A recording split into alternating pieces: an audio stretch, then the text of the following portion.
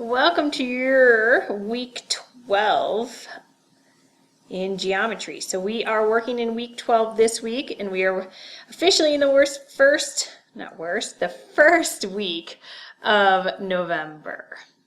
It's going to be a great week. So I do have a warm-up problem for you that I would like you to try, stemming from stuff we worked on last week. And see if you can find the value of y. And then what are the measures of the four exterior angles of the quadrilateral? And I just now realized that this is actually probably something we have not looked at yet, because we have not quite started Unit 3, Session 3. So we will work through this together. If you think you might be able to do this on your own, you are welcome to try, but we're going to work through this together. And we're going to be able to find, so if we look, the problem asked us to find the value of y. And y was an exterior angle. So y was in an exterior angle every time. So what we're going to use to solve this is the exterior angle sum theorem. And this is something that you're going to be learning about this week, is the exterior angle sum theorem. With any type of quadrilateral, the sum of the measures of the exterior angles of any type of polygon, any type of quadrilateral, one angle at each vertex is always going to be 360 degrees. So if we add if we go around and create an exterior angle by extending the side of every side, just one side we would extend. If we add all those exterior angles up, we're always going to get a sum of 360 degrees every single time. It's always going to happen like that. So only one vertex. So you're only going to extend the side of one of our sides so that we only have one exterior angle at every vertex. Add those together, we're always going to get 360 degrees. If we want to find the measure of one of our exterior angles, if we want to find a specific angle measurement, we're just going to take 360 degrees and divide it by the number of sides. So 360 divided by the number of sides will tell us which each individual angle measurement is. So looking down at what the problem is that I wanted us to look at, where we've got 4 exterior angles, to find the value of y, we're going to set up an algebraic equation. And now we know when we add up every angle, we're going to get a sum of 360 degrees. So if we add 2y plus y plus 2y plus another y, we should get a grand total of 360 degrees. So let's combine our like terms. 2y plus 2y is 4y, plus another 2y is 6y. We've got a total of 6y is equal to 360. To solve for y, we're just going to divide by 6. And we get y equals, 36 divided by 6 is 6. Add that 0. We get 60. Y is 60. So we found the value of y is 60, and then it says, what are the measures of the 4 exterior angles? So really, what is the measure of each angle? Well, any angle that's represented by y is just going to be 60, and then if we have 2y, 2 times 60 would be 120 degrees. So we can just fill in the different angle measurements by multiplying either 2 times 60 to get 120 or just leaving it at 60, depending if the angle is represented by y or 2y. So we've already learned one new thing that you guys will be exploring this week, and that's exterior angles and how we can find the measure of our exterior angles. I'm going to go on to the next slide. So this week, we're going to be learning about the properties and attributes of polygons, and then we're going to focus in Unit 3, Session 4 on parallelograms. And then you will take a quiz at the end of this week that covers sessions 1 through 4, so all the material you've learned so far in sessions 1 through 4. I'm going to go on. So what is a polygon? What is a polygon? So a polygon is made up of straight lines that all connect. So you have to have straight lines and they have to all connect. There can't be any holes. As long as you have straight lines and they all connect, you're dealing with a polygon. So every shape here is a polygon because it's all straight lines and they all connect. Now we can go a little bit further and talk about polygons and decide if they are a regular polygon or not. So a regular polygon is just a polygon with equal sides and angles. So regular polygons all have to have equal sides, so we can put in little ticks to show that all of our sides are going to be congruent or equal. And that will make it a regular polygon.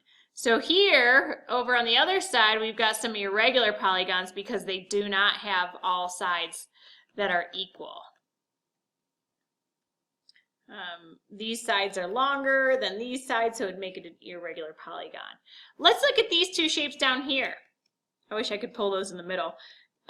Is this an example of regular polygons? Are these two shapes regular polygons? No, not regular polygons because of the fact that not all the sides are congruent. These two sides are congruent and these two sides are congruent, but not all the sides are congruent to each other.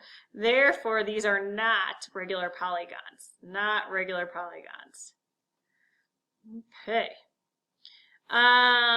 We talked about exterior angles of polygons already, but what about how do we find the sum of interior? So interior is the inside of something. So if we want to find the sum of all the interior angles of a polygon, we've got a formula to help us do that. So the sum of the measures of all the interior, so every inside angle, we can find it with this formula right here. N minus 2 equals, or times 180. N minus 2 times 180. But what does N equal? What does N equal? So N represents the number of sides. So it's always important that we understand what all the variables of our formulas represent. So let's try that. So let's find the sum of all the angles in a triangle. Well, we already know that, right? We should already know how many total degrees are there in a triangle. If we add up all of our angles of a triangle, how many degrees should we have? We should have 180 degrees. Well, let's check this formula and see if it works, testing it with something we already know the answer of. So if we want to use the interior angle sum theorem, we are going to use N minus 2 times 180, where N represents the number of sides. Well, a triangle has how many sides? It's got 3 sides, so we're going to take 3 minus 2 times 180. 3 minus 2 is 1. 1 times 180 is 180 degrees. So that worked. So it does, in fact, work. I'm going to go on to the next slide. So now let's find the sum of the interior angles of a convex polygon that is, okay, sorry. I'm stating a fact. The sum of the interior angles of a convex polygon is 540 degrees. How many sides does this polygon have? So now I'm telling you that we've got a polygon, and if we add all the interior angles together, it's going to add up to 540 degrees. So I want you to tell me how many sides this polygon has. So we're kind of working backwards now. So we don't know our N value. We don't know the number of sides. We know the formula is N minus 2 times 180, and that now we know the total number of degrees is 540. So I'm going to set the formula equal to 540, and we're going to solve for N. So to solve for N, N minus 2 is being multiplied by 180. So to get that 180 to go away and work on solving for N, we're going to divide each side by 180. I'm going to grab my calculator and let it do the work. 540 divided by 180 is 3. So now I'm left with N minus 2 equals 3. And I need to solve for N, so I'm going to add 2 to both sides. And I get n equals 5. So it is a 5-sided figure. This polygon has to be a 5-sided figure in order to have a total of 540 degrees. So we work backwards here. We set the formula equal to the total number of degrees and solve for n, because remember, n represents the number of sides. I'm going to go on to the next slide now. We talked about already the exterior angle theorem, but let's talk about polygons now. Or, I'm sorry, parallelograms. We already talked about polygons. Parallelograms. And I'm going to tell you a bunch of properties about parallelograms. So in order for a shape to be a parallelogram, we're going to have 4 sides, and both pairs of opposite sides are going to be congruent. So both pair of our opposite sides are going to be congruent. 2 ticks, 2 ticks, let us know these sides are congruent. 1 tick and 1 tick lets us know these sides are congruent. Both sides are going to be parallel. So both of our opposite sides will be parallel. And me putting these little arrows, that arrow lets us know that these 2 sides are parallel to one another. You see side DA and CB has 2 arrows. That lets us know that these 2 sides are parallel to one another. So our opposite sides are going to be parallel. So we have talked about both opposite sides being congruent and the opposite sides are parallel. The next thing we want to talk about is that consecutive angles are supplementary. What does consecutive mean when we're talking about angles? When I say consecutive angles are supplementary, that means that the angles have to be right next to each other. So angles A and B are consecutive. So consecutive means angles next to each other. That is what consecutive angles are. Angles that are next to one another. So A and B would be supplementary. Remember, supplementary means they have to add up to 180 degrees. Another set of consecutive angles would be C and D. They're consecutive. So if we add angle C plus angle D, it has to add up to 180 degrees. Another set of consecutive angles would be like, what color have I not used? Green. D and A. D and A are next to each other. So if we add the measurement of angle D plus the measurement of angle A, they would have to add up to 180 degrees. And let's move on. Both pairs of opposite angles are congruent. So that means that angle A and angle C are congruent. Opposite angles, angle D and angle B are congruent. Opposite of one another. D and B, they're opposite. So the angles that are opposite of one another are going to be congruent.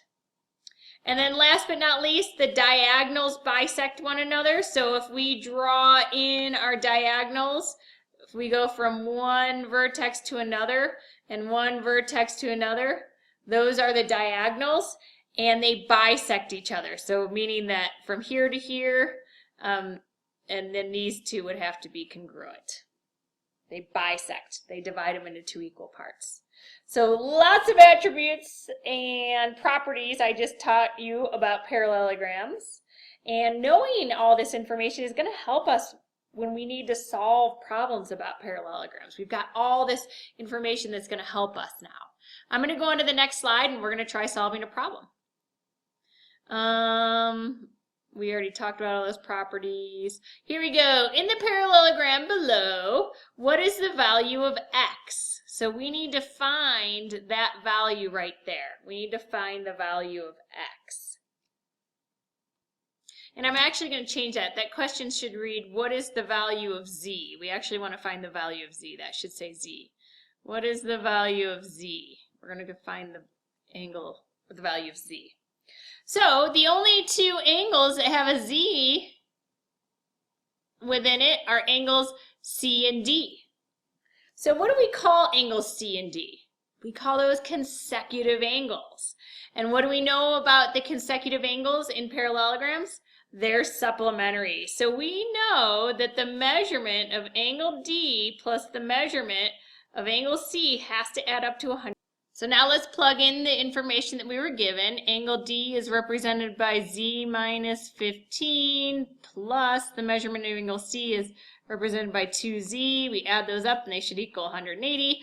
Now we're just going to solve for Z. Combine our like terms. We've got 3 Z's. We still have that negative 15 equals 180. I'm going to add 15 to both sides. What do I have? 3Z equals 195. Then I'm going to take 195 divided by 3, and I get, divide each side by 3. Z equals 65. Z equals 65. And because I changed this question, the answer is not given, but that is okay because I changed it up on us. But now, if we wanted to go on and find the value of x, now we could, couldn't we? We could go back and find the question originally said, what is the value of x? Now we can find the value of x. So if we know that z equals 65, we can use the fact that now that the measurement of angle A plus the measurement of angle D, let's use another set of consecutive angles, angles that are next to each other. These two must also add up to 180. So what is the measurement of angle D? Well, let's figure that out. 65 minus 15, because D was represented by Z minus 15. So 65 minus 15 is 50. So now we know that the measurement of angle D is 50, which leaves us with the value of x. We just subtract 50 from both sides, and we would get x equals 130. So there's our original answer right there. So in order to find the value of x, we first had to find the value of z in order to find x. And we used the idea about consecutive angles being supplementary, or the two angles that are next to each other have to add up to 180 degrees. I'm going to move on to the next slide. Alrighty here, and that's going to be it. Let me put up the key phrase assignment for you. So I have a formula that we used in this recording, n minus 2 times 180. So there's two parts you need to answer. What is that formula? What does that represent? What does it give us? And then tell me, what does the n represent in that formula? So make sure you answer both parts. And I have the directions on how to complete the key phrase in case you need a reminder. Otherwise, have a wonderful rest of your week, and let me know if you need any help with this week's assignments as you're working.